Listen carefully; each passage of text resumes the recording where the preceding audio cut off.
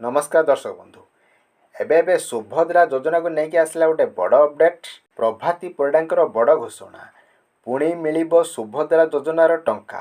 चलतु संपूर्ण खबर उपरे नजर पकाइबा। अगस्ट 15 पर गाँ को जाई सर्वे करेंगे अंगनवाड़ी कर्मी।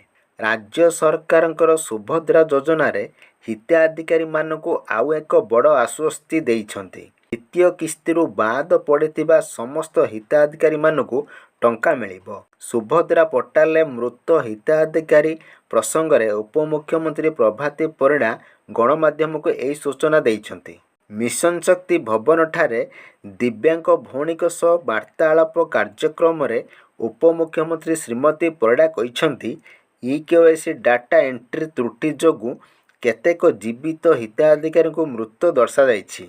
सेमानकु भूलले मृत दर्शा जाइथिबारु द्वितीय किस्ती पाई पारि नाहांती। एही समस्यार समाधान खूब शीघ्र करा जाइछि। अगस्ट 15 तारिख पर अंगनवाड़ी कर्मी माने गाँ को जाई सर्वे करिवे। सर्वे रिपोर्ट पोर्टाल ग्रीभांस अपलोड हेबो। जांच पर हिताधिकारी मानक द्वितीय किस्ती मिलिबो।